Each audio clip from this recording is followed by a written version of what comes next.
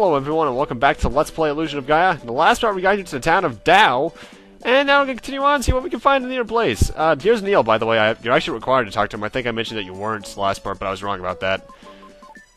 And I'm also, you can pause to read what these things that we got last part say. Pretty much the letters from our grandparents, and this is actually a hint towards stuff you're going to need later, so keep that one in mind.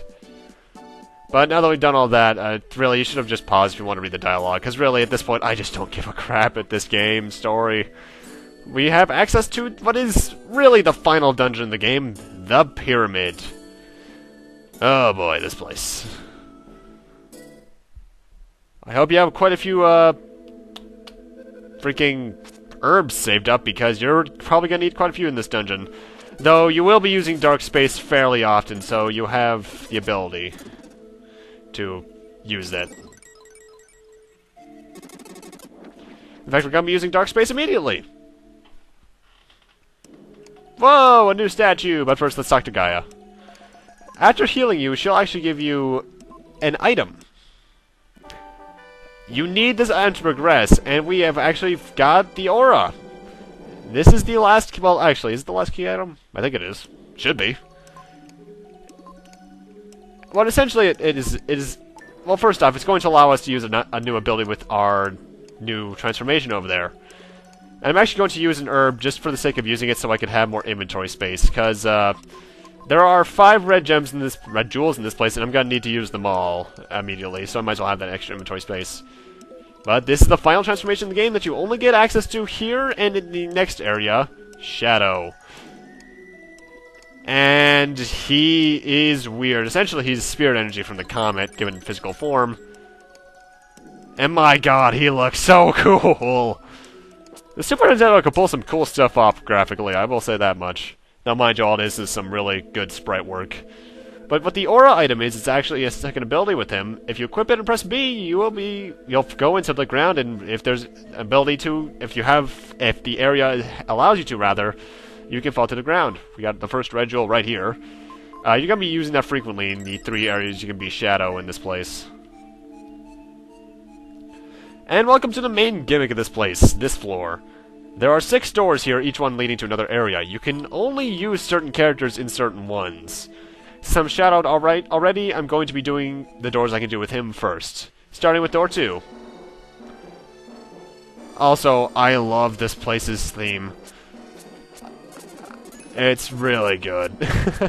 Anyway, Shadow is pretty much better than Frieden in every way. Better range, better attack, pretty much better everything. There's only one thing that Frieden still has over Shadow, and that is the Dark Friar at this point.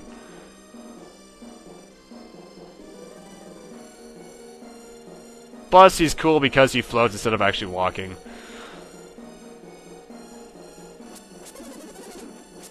I'm not sure if he has upgraded defense. In fact, I'm not sure if the transformations have better defense in general, honestly, because I never really pay attention to the damage I take. All I look for is, am I close to death? No? Okay. This is the last area in the game as well that you can get stat boosts. So if you look up the max stat boosts and you don't, the max stats like attack, defense, and HP, and you don't have them by the end of this place, you missed some places and you're probably not going to be able to go back to them. I don't think you can. Can you go back to previous dungeons that aren't on this continent? I've actually never tried. Well, actually, I do know there are some points of no return, so you can't go back to all of them. At most, you could probably go back to the Great Wall of China at this point. Probably. Anyway, I've been skipping over the enemies so far. These are laser eyes. They just shoot lasers at you. Nothing too bad there. We got Tomb Guardians in this place, which are those bird guys. They're probably the most annoying enemy here because they have shields which can block you in pretty much any direction. In fact, here they are now. The best time to hit them is when they are attacking. And I just realized their head sprite gets reused later. And that's it for the new enemies so far. We'll be seeing the last 2 later. And we got a red jewel right here. 2 out of 5. In fact, you might be noticing something. I said 5 red jewels. And if you recall correctly, back in Dao, we had 44. The last red jewel you cannot get until after this dungeon, so don't worry, you didn't miss any. And really, until new enemies show up, I'm all out of stuff to say aside from certain section points. So, let's see. What can I say? Well, Gurren Lagann was just re-added onto Netflix, so if any of you guys want to watch probably one of the weirdest, but at the same time best animes ever, go right ahead, it's on there. Oh, Gurren Lagann. You're so ridiculous, but I love you for it.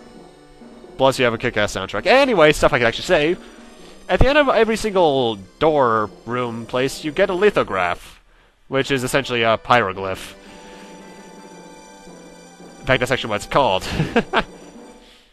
If you, in the main room of the dungeon, or quote-unquote main, of where the dark space that we can turn to shadow first was, you may have noticed that there was stairs that I could have done. By the way, these little puddles are just teleportations back. I thought you had to use aura in them, but no, just press A. You may have noticed the staircase. Well, now we're at the top of it. And the door behind us, there are 6 little slots. Pretty much just place it in the right place, place the hieroglyph in the correct place, and you'll be good. You know which direction to put them in, which place to put them in, rather. Based off that book, that journal, by the way, which is your father's journal, because it actually outright states the order of them. Or at least shows you the pictures of which one they should be in. Anyway, you might notice I cut back to that dark space there. That dark space, I should mention, has all 3, or the 2 statues that for the forms that you aren't in at any time, so if you need to transform into Will or Frieden, go right ahead. It's also a heal point.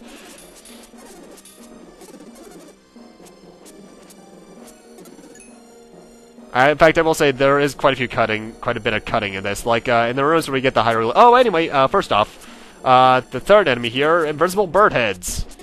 They are actually very similar to an enemy I think we met earlier, and they actually have the same head as the Tomb Guardians.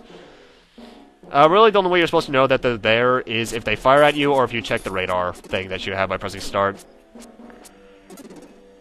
What was I gonna say? I can't remember what I was saying. Oh well. Probably wasn't that important, I think. I hope not. Oh boy. My mind is just everywhere today. Oh, wait, that's what it was. You're gonna notice there's quite a bit of cutting, actually, in this part, because, pretty much whenever I get a new hieroglyph stone, I will be going immediately to put it in, and I'm gonna cut from, like, the room where I get the stone to the room I put it in, and then I'll be cutting back to that dark space down where the 6 doors are. And pretty much, I probably didn't even need to say that. You probably could have been able to tell just by looking, but, this part's gonna be kind of fillery anyway. Well, not really fillery, but not much to say in it. Although we do got step switches here. Pretty much just step on them, you activate. In fact, I gotta say, this is a really overcomplicated pyramid. Why they had this much stuff to do in it, I don't know. In fact, I'm not sure how they even fit in all this. I do think the enemies here do the most damage out of all the enemies in the game, but honestly I never really noticed because, well, there's so many dark spaces. Well, there's 2 dark spaces, but you use them so much that you really just don't notice. I'm not sure if it's just my eyes playing tricks on me, but I think Shadow has more range vertically than he does horizontally. So if you're below an enemy in attack, I think you will hit them from farther away than you would from the side. But that might just be my eyes playing tricks on me due to the way the sprites work. So I'm not sure what it is about Shadow, but he seems to really just have fluid sprite work. Then again, that might help because he actually doesn't really have much of a walking sprite, he's just floating. And it's really easy to animate something floating rather than walking fluidly. Then again, Symphony of the Night does both perfectly. That's why that is the best Castlevania. Well, one of the best 2D Castlevanias. I still have more of a preference towards 1. But anyway, I'll get into that once I get to Symphony of the Night. That is an enemy that actually tricked me up quite a few times in my early playthroughs. That bird head on that switch is really hard to notice. Oh my god, lasers everywhere. Really, just charge your way through there. You shouldn't really matter about taking damage. You actually can use aura to dodge shots, but it's just so ineffective to it that you really don't even need to. Plus, if you've been doing everything I've been doing, you have more than enough HP at this point.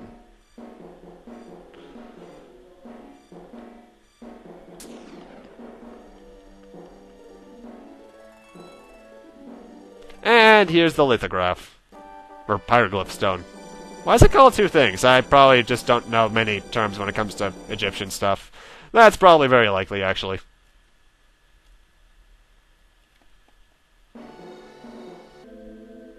Anyway, this aura, apparently. This hieroglyph stone goes in the third slot, I believe? Yeah. I forget if the lithographs go into their corresponding hole on the wall compared to the door you get them in. I know at least the first three I get do. I forget if the rest do. And this is actually the last one you really need Shadow for. This is the last one that has you really diving into stuff, as far as I can recall.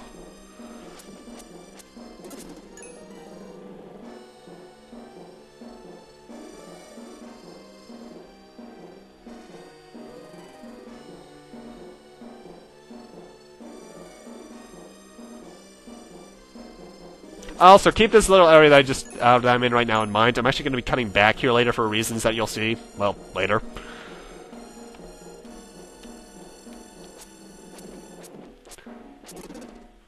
I will say, like I was mentioning when I first encountered the invisible bird heads, keep your eye on your radar with the start button once you're in these later rooms. Later rooms that I'm going into, because invisible bird heads do get more common as they go on. So you just gonna want to make sure that you know they're there or not. Anyway, that's a red jewel. And there's no way out of this place aside from that puddle, so I have to backtrack to that area I mentioned earlier, off-screen. Didn't take that long, thankfully, only around a minute.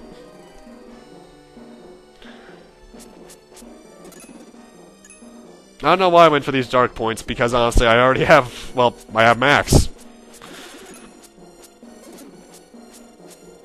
Actually, wait a minute. I actually am only now just noticing the background in this place, huh? Is that Viper? Looks like him. How did I not notice that until now?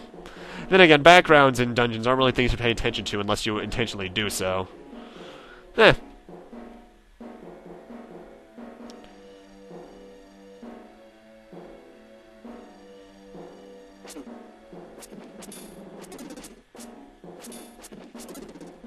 And that should be the second to last HP increase. Yes, it is. There's only one left in the game. I think there's only 3 stat power-ups left in the game, period. No, maybe 4 or 5. I forgot about this room entirely. And actually, we have the final new enemy in the dungeon here, I believe. Mummies.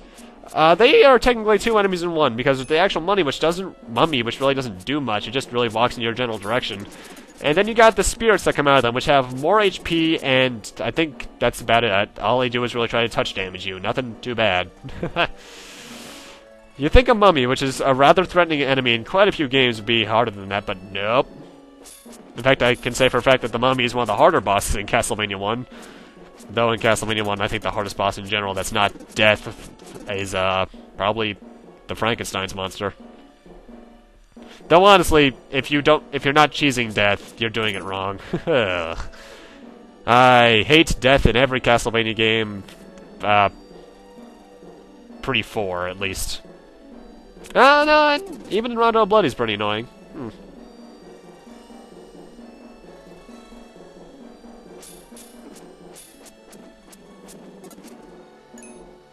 That's twice I brought up Castlevania in this part, huh?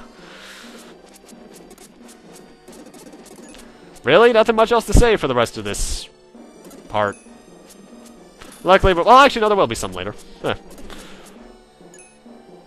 Just keep your toes on, keep yourself on your toes, don't get hit by any enemies, and you should be good for at least this portion. Because, thankfully, we are nearly done with Shadow. Well, for this dungeon.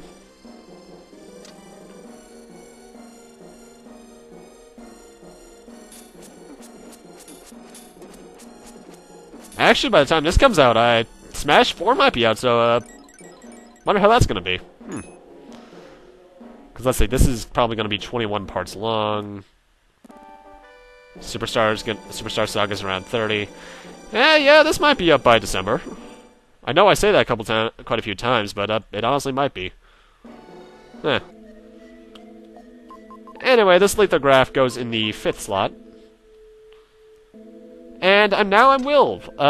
Pretty much I'm taking Will's ones on next. However, if you were paying attention in room in the 3rd door's areas, I never got a power-up in this room. That's because you actually need the Psycho Spin in order to get the final enemy here.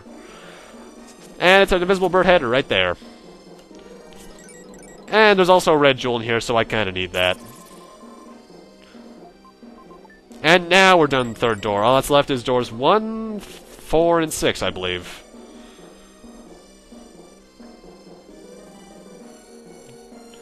But with that, I'm going to need to end this off here. Thank you guys for watching. Rate, comment, subscribe, all that kind of stuff. And next time on Let's Play Illusion of Gaia, hopefully I'll have more to talk about first off, and we'll be heading into the first door and then the other two that I mentioned earlier to see what we can find. See you guys then.